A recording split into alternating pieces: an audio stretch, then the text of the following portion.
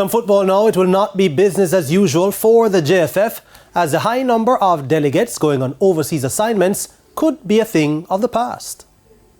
Just how far has the JFF come since Michael Ricketts made this comment in 2019 when asked about the number of board members assigned to go on overseas trips? I want to know why government fix road and provide utilities for people to ensure that they service their constituents and give good support and ensure that there's good governance. I have 19 board members and each of them would have supported me to the maximum. I have no issues with any of my board members. I think it is fair that they be rewarded. Well, it would seem those days are coming to an end, as a travel policy, which was recommended by the FIFA auditor who is operating at the JFF and was accepted by FIFA, is now on the desk of the JFF to be agreed and signed. All international travel for the JFF must be in the most cost-effective manner and in accordance with its requirements.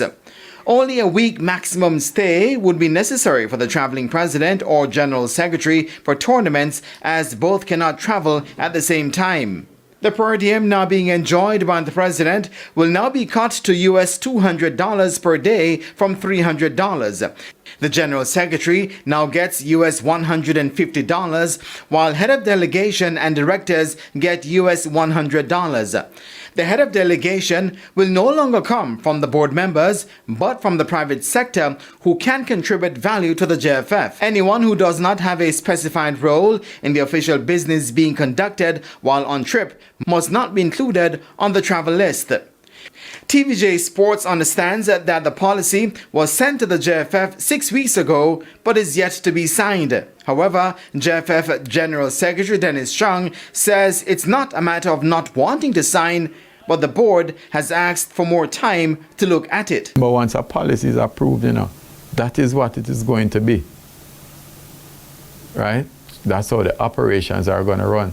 And not because something is written, right, and presented, it means that it is perfect.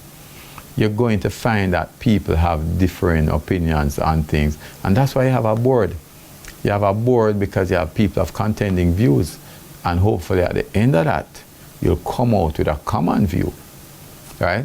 But the fact that we met on something and people say, you know what, I need a little more time to consider. Those things happen at boards all the while.